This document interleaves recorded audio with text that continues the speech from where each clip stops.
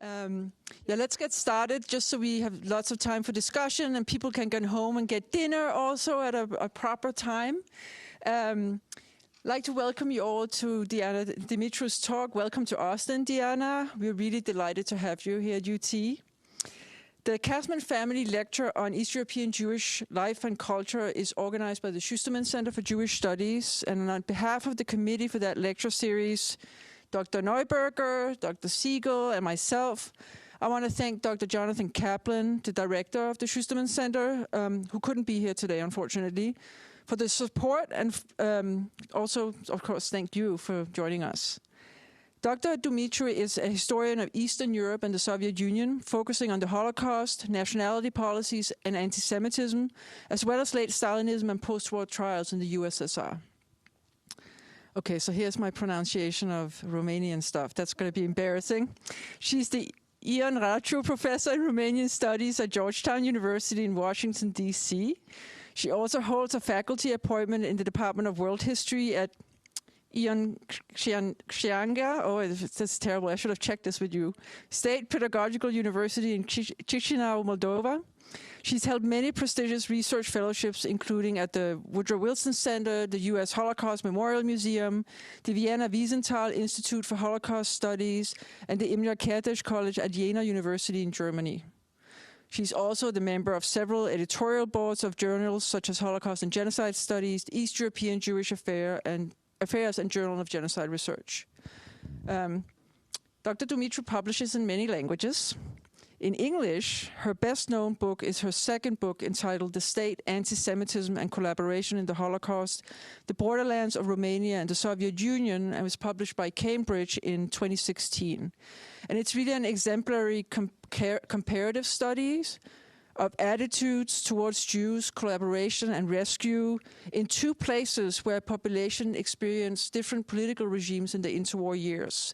So one region in Romania and one region in the Soviet Union. And currently, Dr. Dumitru is working on two projects. The first one is very interesting and puzzling. Together with Chad Bryant and Katarzyna Czapkova, who are both Czech historians, she's working on a book titled The Trial That Shook the World, the Slansky Process and the Dynamics of Czechoslovak Stalinism. This is a project supported by the American Council of Learned Societies and is under contract with Oxford University Press, and they recently published an article in the Journal of Modern History on this project. And she's also working on her own book manuscript, Indispensable Yet Suspect, Soviet Jews under late Stalinism. Welcome, Dr. Dumitru.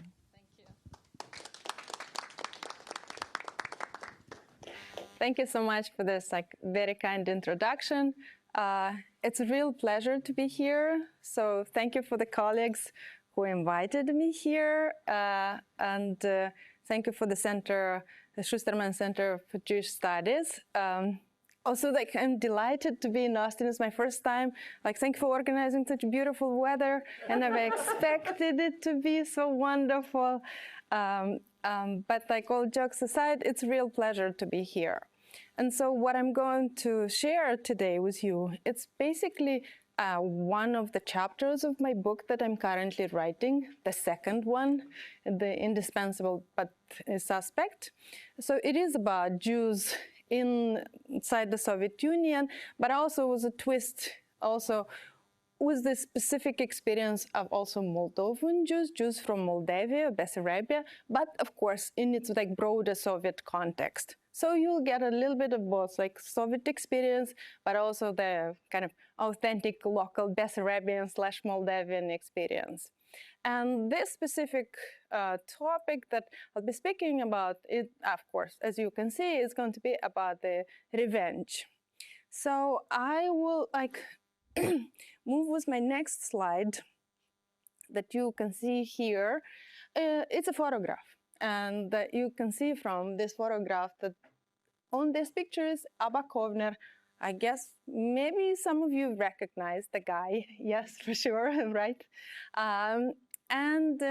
So I also wrote there that philosopher Bera Lang actually mentioned in 1990s, at the beginning of 2000s. It's so interesting that among so many topics so widely discussed about the Holocaust and Jewish genocide, this issue of revenge somehow is really silenced. And he was wondering, why so? Is it because revenge was very rare or not? And then in his own inquiry, he's saying, actually, we do know that at least two very big operations were very big projects of taking revenge, large scale, were in place. And this is why the picture is here, because it was Abba Kovner and a group of his friends. Okay, I need a microphone. Okay, sure. And after the war, after they survived the Holocaust, they decided that actually they want to take revenge. And because in their feeling was that nobody cares about Jewish suffering, nobody except Jews themselves. So among the two big projects that we know, one was to poison water in 4 big cities in Germany. And that project failed somehow. It's a long story. But then another one was to poison bread in a camp where Germans were interned after the war. And that project actually succeeded. We don't know exactly with what kind of outcome, because the Americans who were in charge of the camp decided not to disclose the result of investigations. But at least some people went to hospital, that we know for sure. So actually, Dina Porat, she just recently, last year, released a book about those big, revenge operations undertaken by Dean, and this guy, Abba Kovner, who was in charge, was Dean. That was the group's name that was taking revenge. So. Certainly there is revenge, and the issue of revenge is there. But yeah, but the problem of revenge is also that if you speak about it and revenge happened, it may bring, unwanted outcomes. As an example of such an outcome, it was a case in Poland when a book was published. It's called Eye for an Eye, about Holocaust survivors that then were in positions of guarding camps of German prisoners of war, and how they extracted revenge on those people. And believe it or not, in 1998, Polish state initiated a case against one of those Polish survivors, who in 1998, the person never planned to go to Israel, but actually went to Israel asking for to be protected from the Polish state, who was going to try him based on charges of genocide. So the point is that revenge can initiate cycles and events that maybe people who were involved in revenge actions, they do not want to get involved again. So I do have a map of Moldova, and I also tried to explain a little bit the complicated in and out history of Moldova. Yeah, from 1918 being part of Romania, and then because of Molotov-Ribbentrop Pact, you see it's smaller here and there on a close-up, part of Romania during World War II again, and then since actually 44, since the Soviets returned, also being part of the Soviet Union. So that's basically to put it on a map for those of you who may be less familiar with the region, to understand where is the location of everything that I will be speaking about.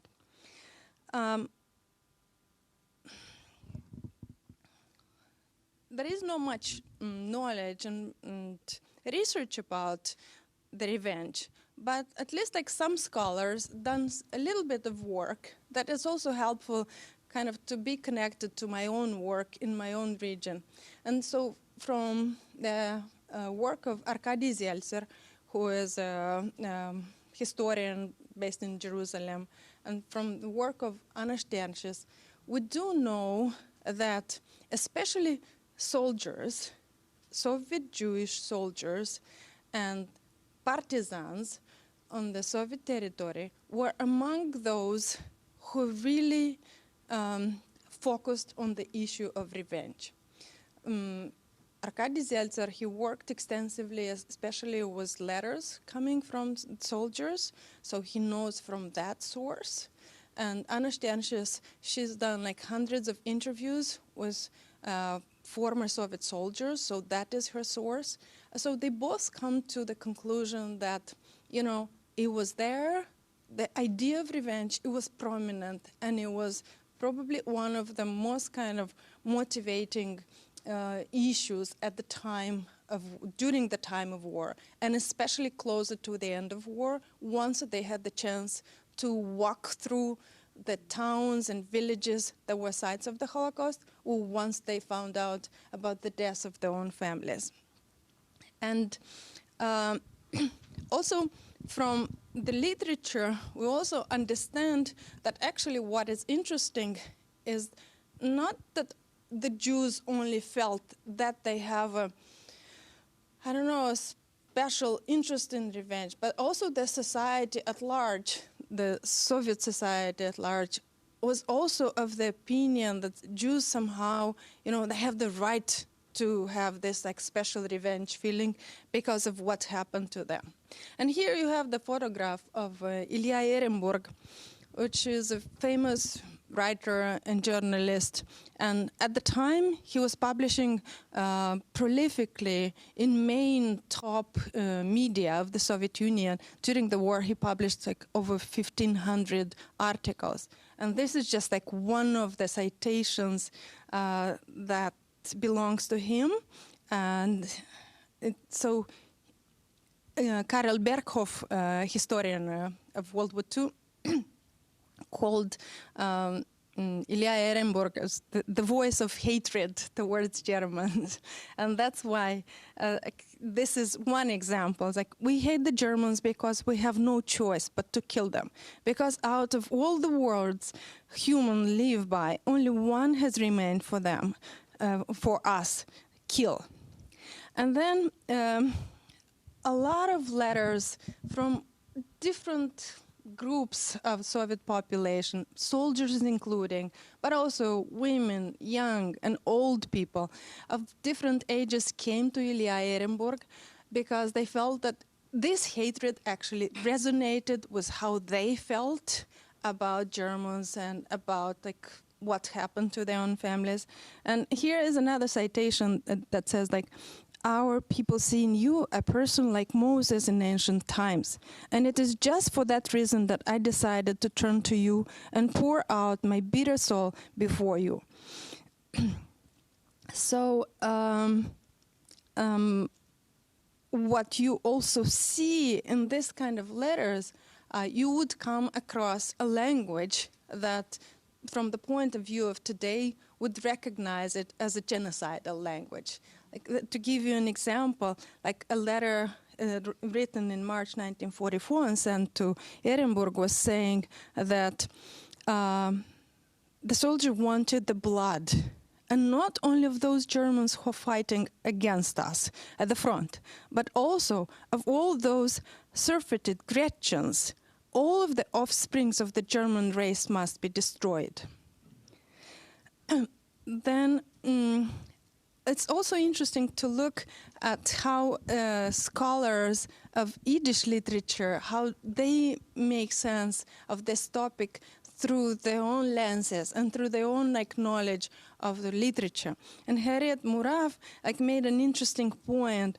She said that like somehow Jewish revenge that comes via Soviet literature is like doesn't really fit kind of the Western expectation about Jewish suffering. She said that a lot of like poetry, if you look at the Jewish poets like Ilya Sylvinsky, Itzik Pfeffer, Bergelson, she says that the voices are visceral and like angry and kind of not something that you'd expect from Holocaust literature.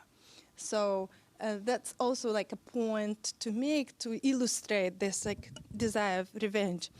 And here is another example that comes from a novel written in Yiddish in 1944 by Avram Kogan. And yeah, the words are, I think, speaking for themselves. When there is a paragraph when he says that I, as real Ben Yaakov Gakon Starkman, swore to you that I will be cutting the murderers into pieces. I will go back to the front. Trust me and trust my revenge. And this is like one, the most kind of illustrative, but not the only case when soldiers were writing or the literature was putting the same desire in artistic forms. But like in multiple sources, we do encounter the same feeling. And interestingly, I thought that it's also, even people like Evgeny Haldey, who is a famous photographer.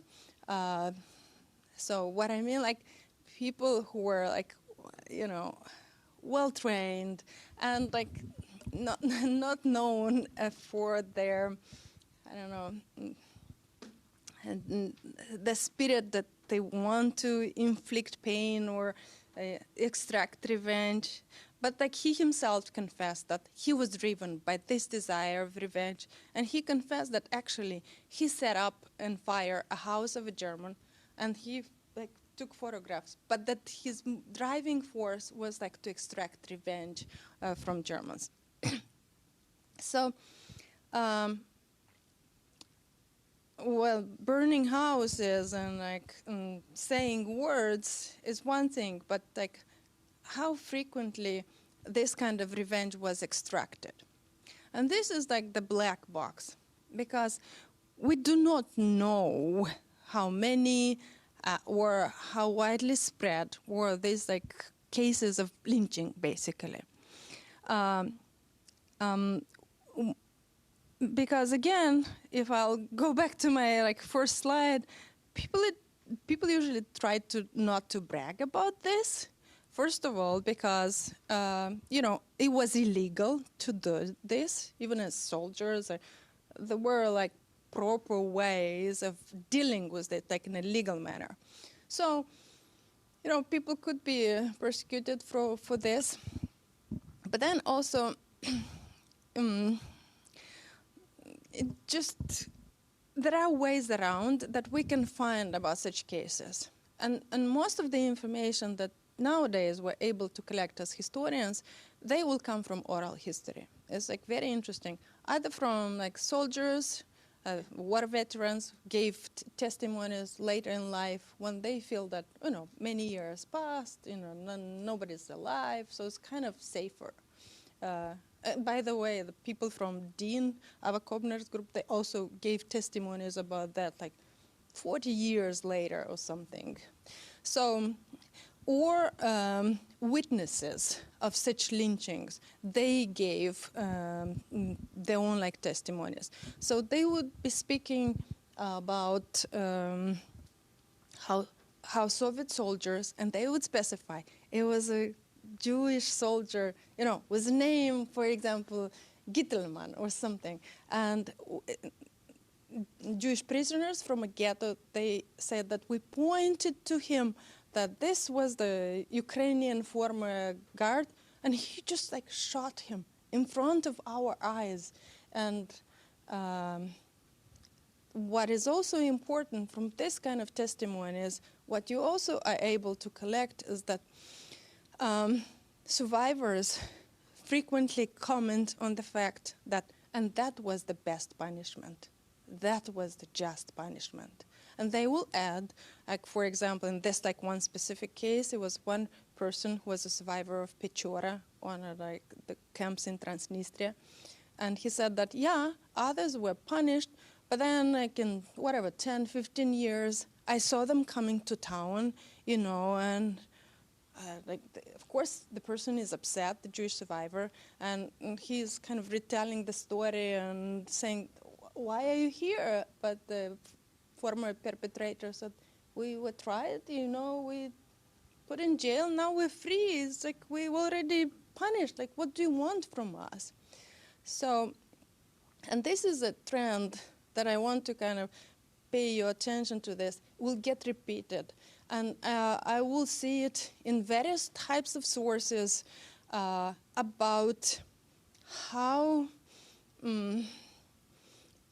harsh was the punishment wanted by Jewish survivors. It felt like nothing else except death is a fair price to be paid for the pain and death inflicted by this kind of people. And what is also interesting is for me to notice that the kind of changes what are happening in society after the Soviet army returns, and a number of Jews come from evacuation, or a number of Jews come with the Soviet army. So the situation on the ground is mixed. Some people expect with fear the return of the Soviet army. Some people are happy, and also the way that the Soviet army looks at the population, local population, and the way that people who return from Tashkent or whatever evacuation area, the way they look at locals who lived under the occupation is very diverse and very interesting. And actually, Franziska Exeler, who wrote on Belarus, she makes the point, she says, people who lived under occupation, they had a very nuanced kind of understanding of people's choices. So they were very nuanced in the way they blamed or not blamed, people on the ground.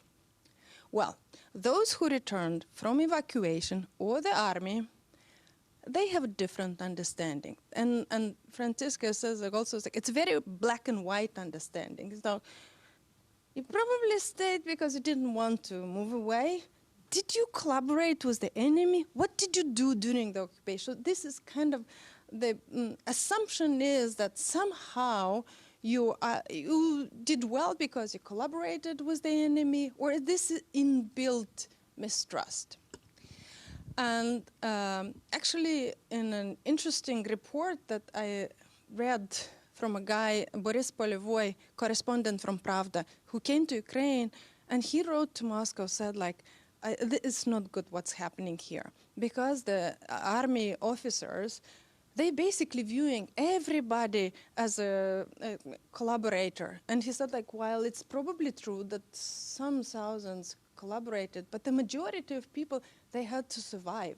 So we have to educate our population. What is interesting is that when you look at the testimonies of Jews, they actually very much in line with what Soviet officials would want from their own population. I think they are the only kind of category that aligns with the official expectations, because in their understanding, local not-Jews should be acting in the sense of true friendship of people. They should be self-sacrificing. They should be basically living up to the ideal of, what it means to be a Soviet citizen. And for them, there is they would take none of this nuance about, I had to do this because of that, and otherwise I wouldn't have this, and I would, my family would suffer, and all these convoluted explanations why people do what they do. I think it was not valid in their understanding, So also in their opinion, whoever had a position under the authority was already tarnished beyond any possibility of rehabilitation. So it's a very interesting observation how what kind of attitude and expectations they had. So there were multiple avenues to obtain justice, and of course, the extrajudicial killings in the end was probably a small fraction of what happened. We don't know like how many, but like most of the people actually wanted, the state to do the business of punishment. So there were multiple ways how Soviet people acted, and they acted the way they knew that the Soviet society functioned. It was the Extraordinary State Commission, or ЧГК, so-called ЧГК, that started to collect testimonies from the occupied territories. And it's, what is interesting, how little actually academia knows about the Soviet effort of collecting this kind of testimonies. Because like even scholars that work extensively, they will write up until recently about that, the Soviet Union did not punish collaboration because the Soviet Union wanted to uphold this myth of friendship for people, and therefore they did not try to like stir up the issue of collaboration. And so, look, they collected like 11,000 names of local collaborators just through this one effort via the Extraordinary State Commissions. And people were writing like to authorities, were like knocking at the door of local NKVD, they writing letters like to media or renowned figures. That's I just gave you an example. And so, and they were learning how to navigate the local justice system, especially people from a territory like Moldavia, which was so new. And I want to give you some kind of examples of how the appeal to Soviet mass media or authorities was used. So here is a fragment from a letter of a soldier sent to Ehrenburg. He said that, before writing to you, I went to the party organs. They listened to me and with some coldness, but yeah, they said they will take measures against local collaborators. He's speaking about the events in his own town that he just discovered what happened. And he said that he went to the NKVD. Of course, he knew where is the locus of power. And they promised, and they said, like, yeah, we already started the investigation. But the person was I think he also had a broader goal, as we can see from this letter. Because, like, look, it's interesting what he wants.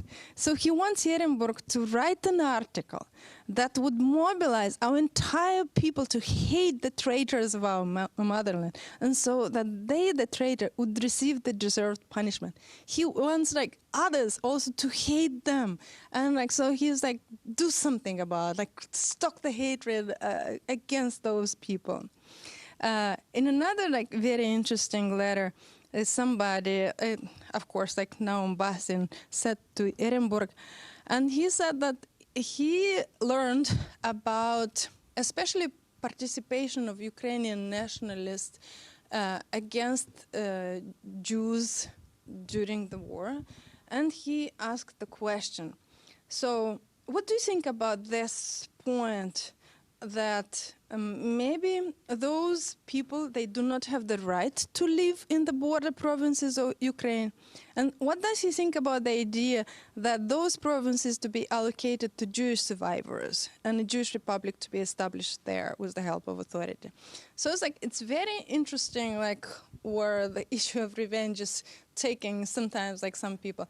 And actually, one of the discussions about a potentially new Jewish republic also located it in Moldova. It was another, like, possible project that was, like, discussed in the era.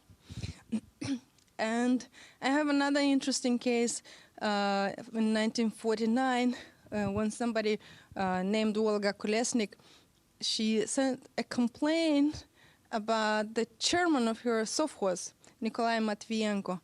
And I think I want to, like, cite from it. It's just to hear the language that she's using.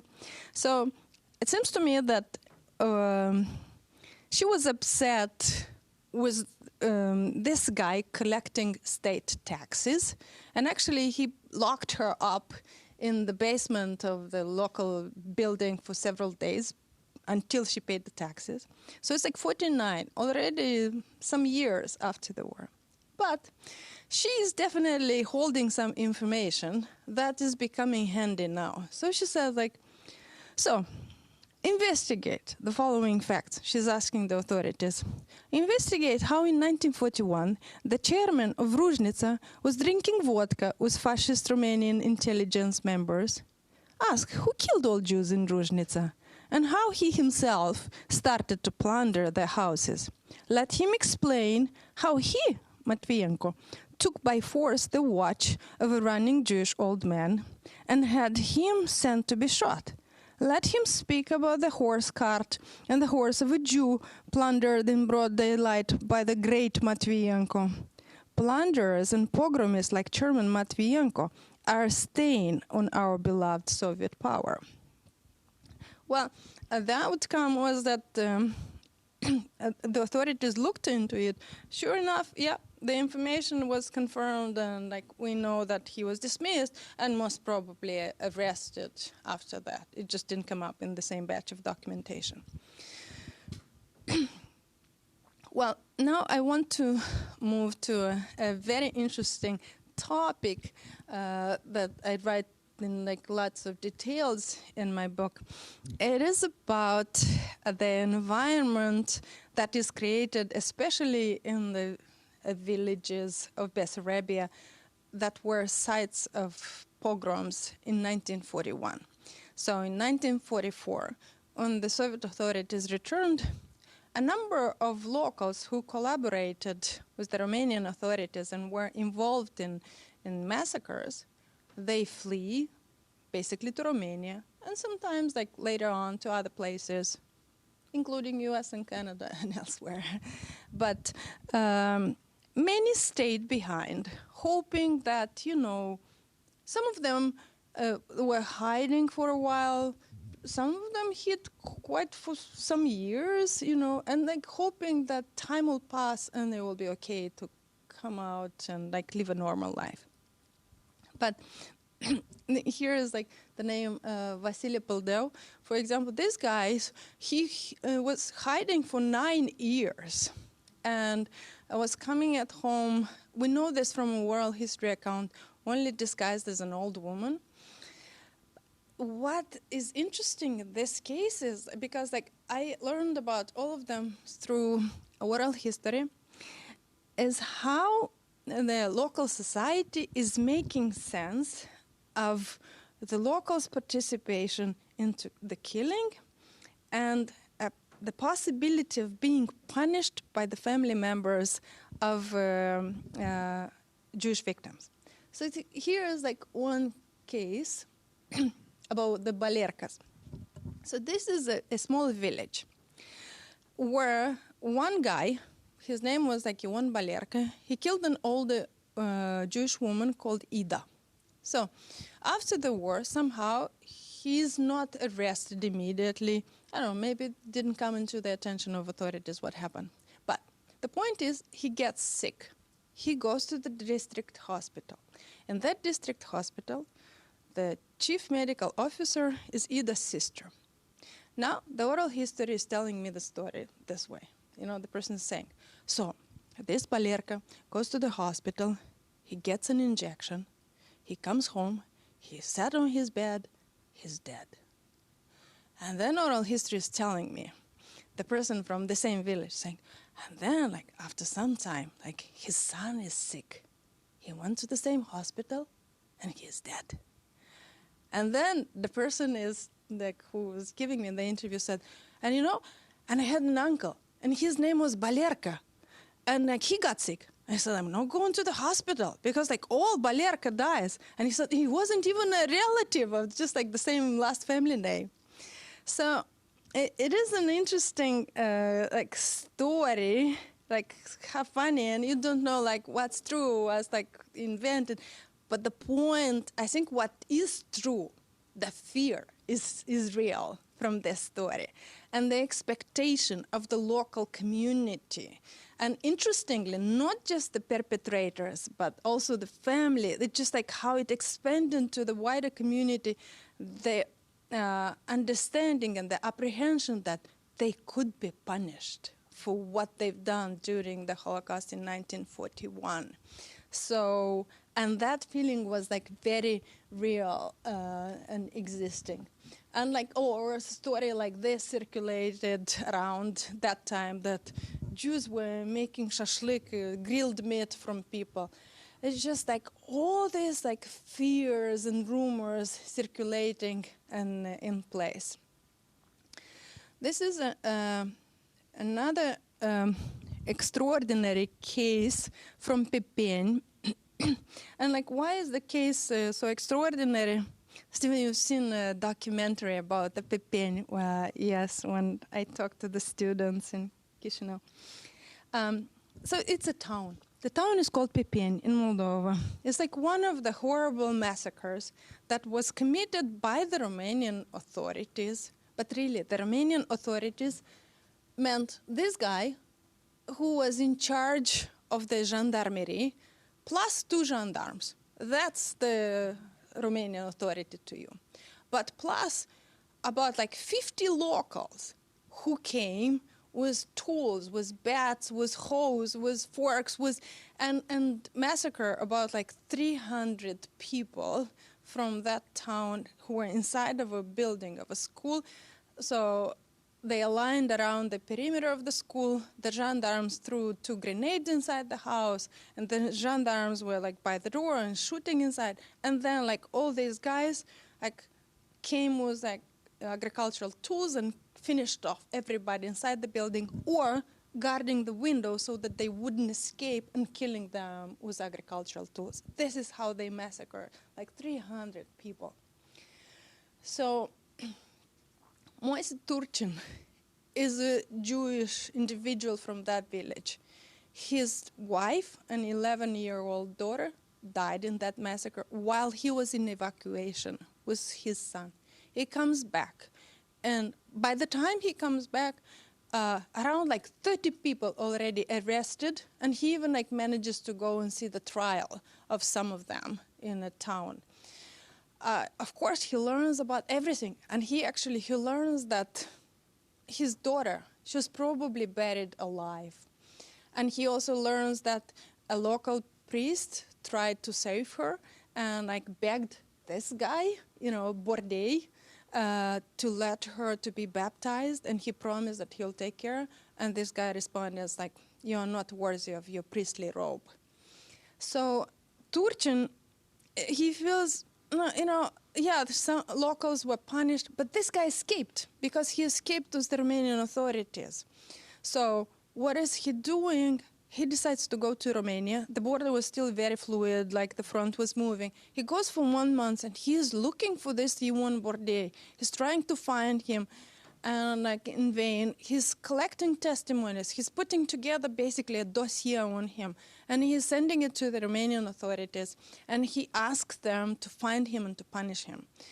And the Romanians are sentencing him in absentia to 20 years. But like this guy, he's in hiding. He's in hiding, and Turcin goes to Israel eventually. And from Israel, he still like keeps writing letters to communist Romania, saying it's like, catch this guy because like this is what he did. And as late as like 1952, we do find letters coming to Bucharest. Eventually, he is arrested in 1957. Didn't spend too much time in jail compared to the ones caught on the Soviet territory. Spent like 7 years. From those like 30 people arrested by the Soviets, 6 received death sentence. The lightest punishment was like 15 years. So that you can compare the harshness of punishment.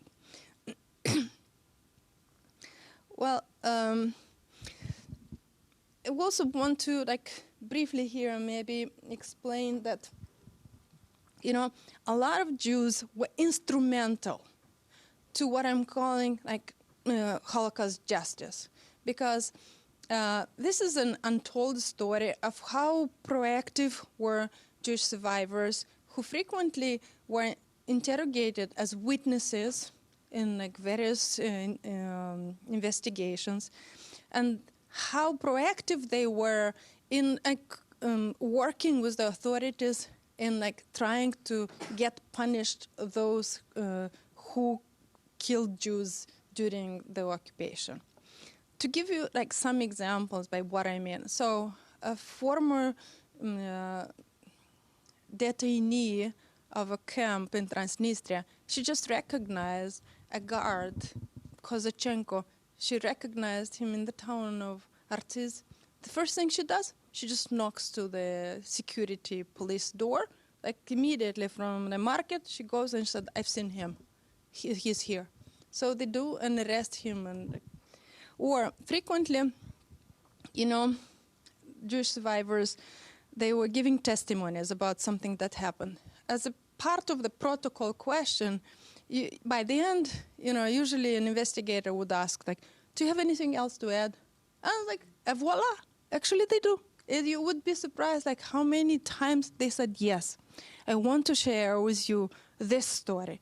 I want to share, for example, that I've seen how somebody who today works in this position, at the time when we were chased across the Dniester River, he was actually there with a bat and like chasing the Jews inside the river to be drowned." So people, they volunteer information.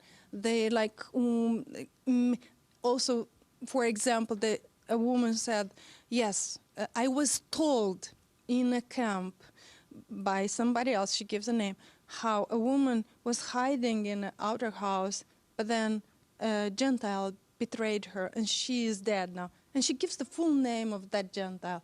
You know, it's like family name, patronymic. So it seems that it's as a almost probably conscious process of Jews trying to share information about what is happening to them, and also trying to share information about the ones who are guilty, and sometimes with the explicit task to others saying, "If I will survive, I will take care of this. But if I don't survive, like, would you make sure that this person gets what he deserves?" So it's very interesting to see this in action, this kind of collective effort of accumulating information and sharing it and like passing it around, so that maybe if a day will come, it will be possibility of justice. And remember that I said that somehow the expectations of Jews were probably the most like elevated in sense of like strictness and harshness of punishment. It's interesting that in 1947, it was in Chisinau a trial. The people who were put on trial were mostly members of the German and Romanian military.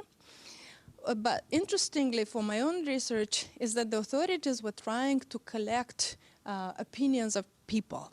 So they were doing this, including through agents who were basically writing reports, like what kind of like talks they can hear. So what we do here, and they usually also write the profession of the person, sometimes nationality, and sometimes we just can guess nationality. It's like somebody, you know, Shapiro, for example. Yeah, what we also see from those reports, we also see that the reaction of Jewish individuals to this kind of trials is really intense. Because the reaction is like, to give you example, is it was like one woman, and she said, you know, like, these monsters should be destroyed, and no need to stand on ceremony there, you know, no need, like, the Soviet power is showing an excess of humanism. You know, these are the kind of words used, and despite the fact that 8 of them received 25 years of like jail, and 2 of them 20 years of prison, you know, you'd think like that's quite like severe. But the same kind of harshness was directed against Jewish individuals who had some kind of position of authority under the Romanian regime or under the German regime. So, and I have a citation here basically explaining they should be called more than criminals in the opinion of survivors of the Holocaust because they served Germans and betrayed the Jewish brothers, and there should be no mercy towards them. Or somebody explained how a Jewish policeman wouldn't go to his native town because he's afraid of the people whom he tormented under Romanian when he was a policeman. So this is a photograph of Boșar Nițan, who was a Jewish individual from Bessarabia. He was the head of the Ribnica ghetto for some time during the war. And there is a whole story about the relationship between Bessarabian Jewry and Soviet Jewry. And in this case, the curious part is that his own niece, who was 21 years old in 1941, was born inside the Soviet Union, and she testified against him. So it was like no bonds of like family they knew, and he actually protected her during the occupation.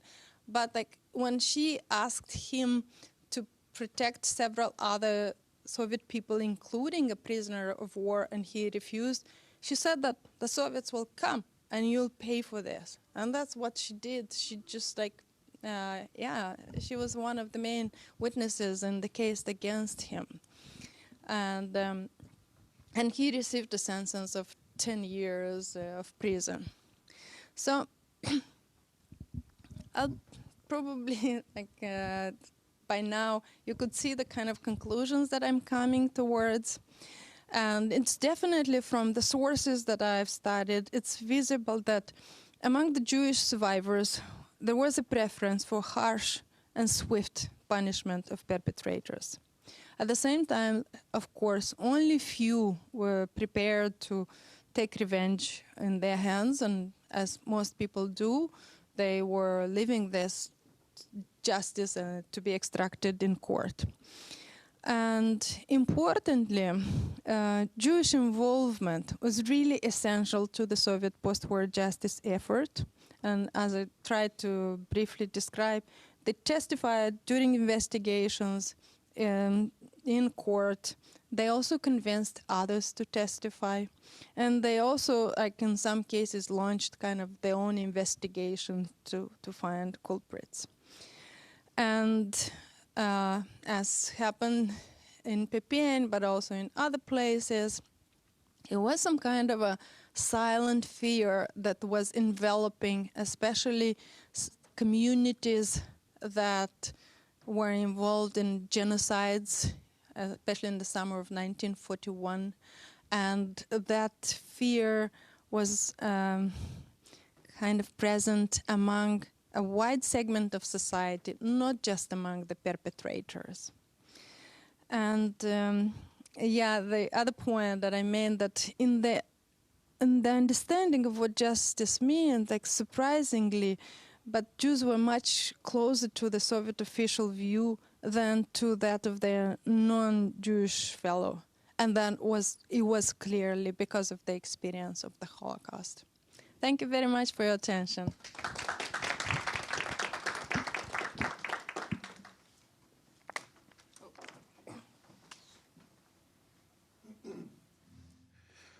Okay, so let's start with some of the questions. I'll start with the first one. So Steven Siegel, Professor Slavic and Eurasian Studies here. I really like this talk on many levels, and I wonder if you can just tell us a bit more about your sources and the mix of oral history, oral testimonies, and state documents. So, you know, the sort of German trend of Täterforschung, looking at perpetrators. I'm wondering what the language was for the revenge. So what is the word, Diana, for revenge that's used in a lot of the interviews And how does that compare with the state documents? Is it bloodlust, like blood revenge? Is it killing? Is it murder? I mean, I think of all the works of Jan Gross, you know, like studying the Kielce pogroms and like 1946, all the work of people like István Deák, Tony Judd, that the sort of Nakam book, if I remember that correctly, the book on, right, the sort of like Jewish vigilante groups that are taking revenge. Maybe you can tell us a bit more about your sources to get us started. So it's like, yeah, I see this, thank you so much for your question, as a kind of a double question. Because, yeah, about sources, I usually always like to work with like different types of sources so that I make sure that I'm not like too kind of taken away and driven just like by one type of sources. And it's usually very good like to give you, you know, it definitely feel on firmer ground if different types of sources are telling you the same type of story. So I love working with oral history, and I do that. I also like to work extensively with archival material, and especially a subset of archival material is investigation and trial material of perpetrators of Holocaust crimes. And a big number of those investigations and trials were done immediately, like in 1944, 1945. So a number of survivors were still alive and were able to testify. So this is like an extraordinary rich set of material, and you put them together. And then, yeah, you do have other sources like letters, like soldiers' letters, and so you put them all together. And then you kind of can have more certainty or less certainty in some of your assumptions about the topic. But in sense of the language, language is very different that it's used. The soldier's language is probably the most upfront and kind of directly using the word revenge, especially frequently in Russian, like месть, мстить, мстить, мстить. Yeah. And especially people in the countryside and Bessarabia, that's not how they speak.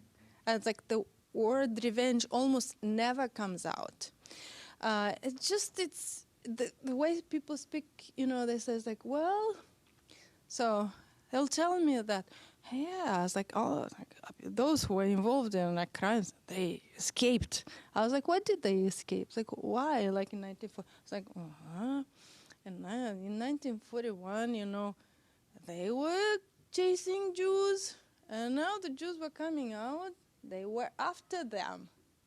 So it's like it's a totally different language. It's like they were after them, and so the language of revenge in the villages is all about this kind of stories. But when you speak about especially Jewish survivors and the way they live testimonies, it's interesting. They also almost never say the word revenge, but they say justice. It's like, вот это справедливость. This is like какой суд? I was like, не надо суд там, на месте. Это справедливость. So there is a language about justice and like fairness and kind of an issue being solved. So you have like this like very different languages speaking about the same kind of dynamics on the ground. That's really interesting how it's couched in the language of justice. That's an excellent point. Mm-hmm. Yeah, and in different communities, if you're thinking about Bessarabian communities, in the sizes of the different cities, so small towns, villages. Yeah, especially villages, yeah. Yeah, thank you. I have a question. Audience, can you tell us who you are? Yeah, so my name is Adrienne Smith. I teach Yiddish and Jewish history and culture here.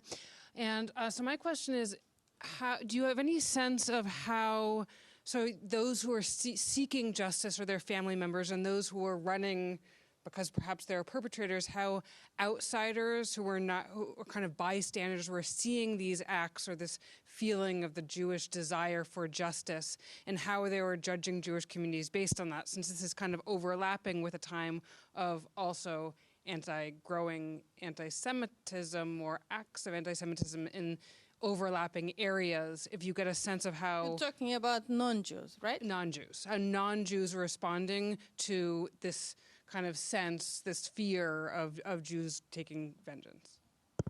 Yeah, it's like, especially in Bessarabia, that's a territory I know best because that's where I worked most. It was like no empathy or sympathy for the Jews and their search for revenge. It was actually the loyalty that was there was the non-Jews.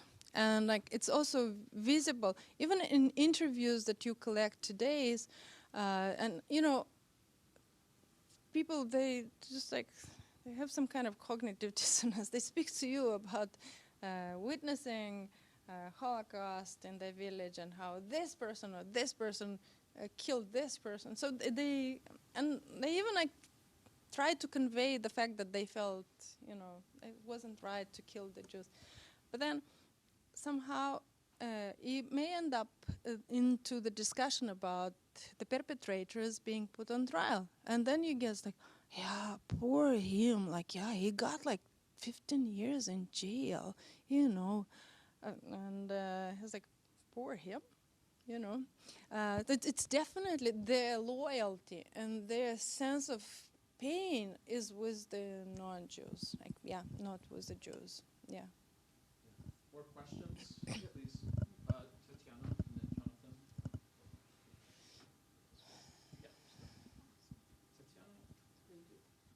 Tatiana Lichtenstein, History. So it's interesting, this silence around revenge, or this idea of silence around revenge, because I just had a workshop where we talked about sexual violence, and the sources are full of evidence of that just after the war, right? Like the survivors are speaking about it, it's just all over the place, and then it's silenced after the war, and it sounds like this is a similar kind of situation.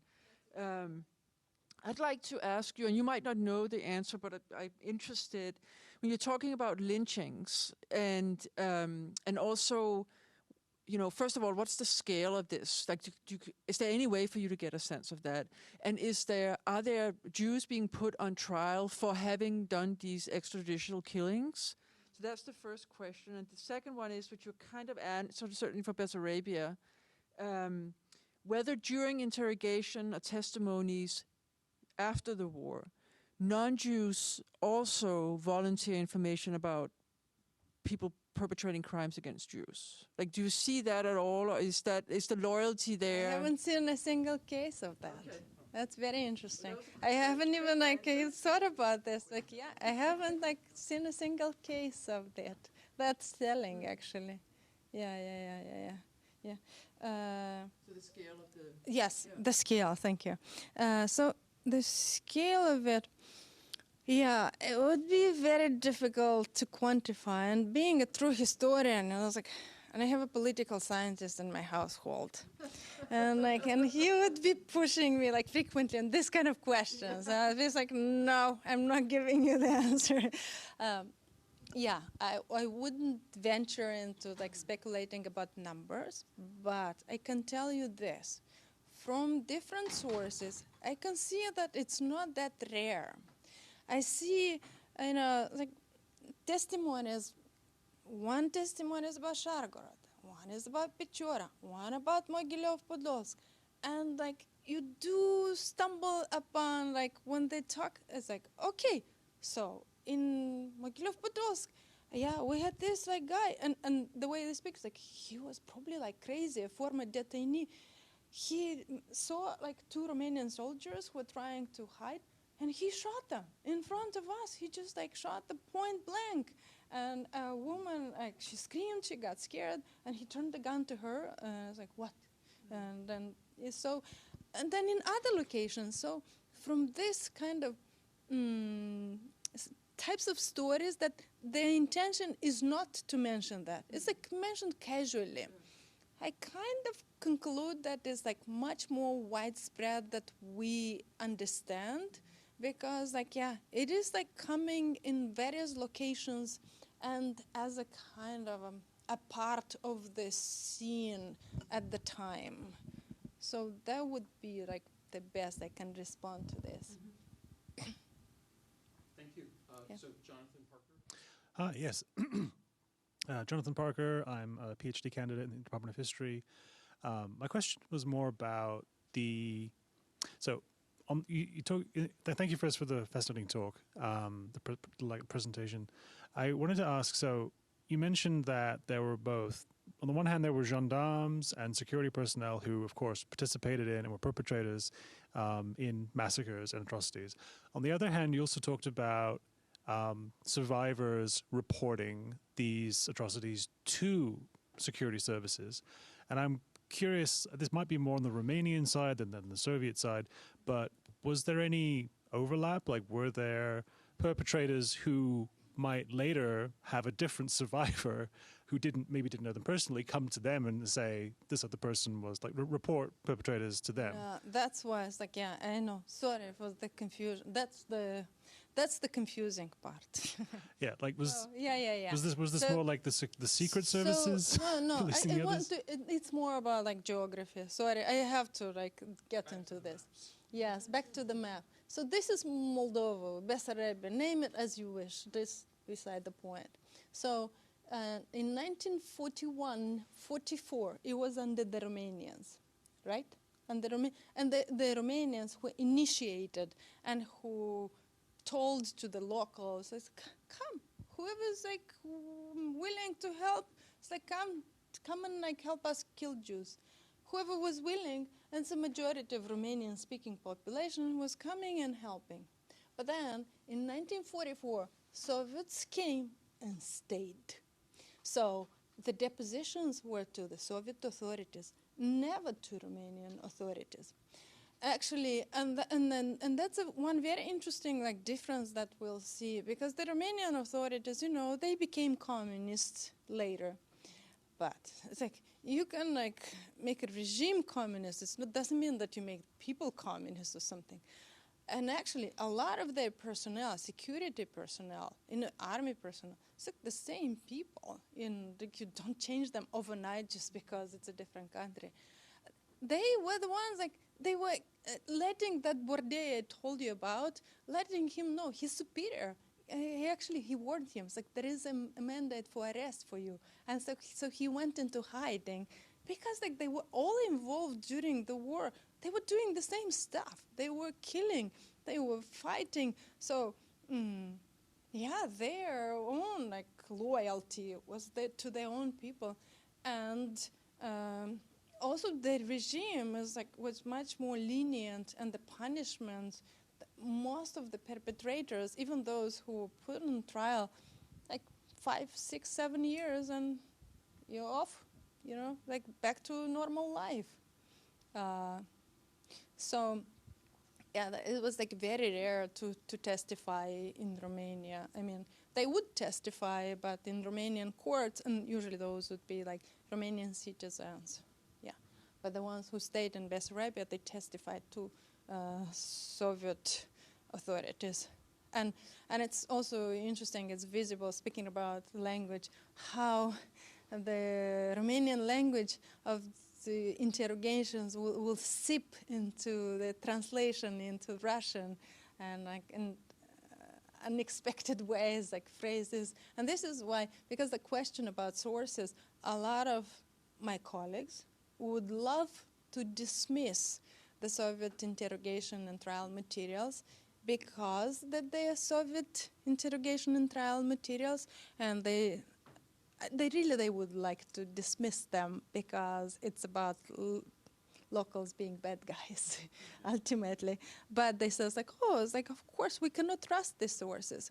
But there are multiple ways of understanding what's happening in the sources, and the language is like just one tool to assess and see how expressions that it just they don't exist in Russian, you know. And the people who are writing these reports or doing the investigations, Lieutenant Popov, whatever, it's like they're speaking with idioms like translated more and more from Romanian. It's clear that the guy was speaking like to him in this like being bitten like an apple. It's like, have you ever heard about such being bitten? I feel, but tut mer. It's what you say in Romania. It's like, yeah, to be bitten like an apple. It's like, yeah. So it's like, да, били как яблоко. Какое яблоко? Yeah. But, yeah. Professor Neuberger, please. I mean, I know we're almost out of time here, but I guess yes, okay.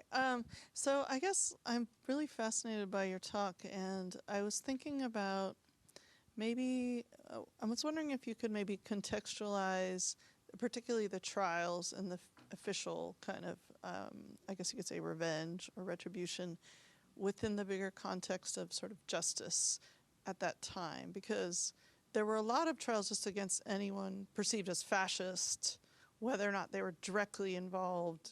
They were still deemed guilty of, you know, kind of the overall fascist crimes.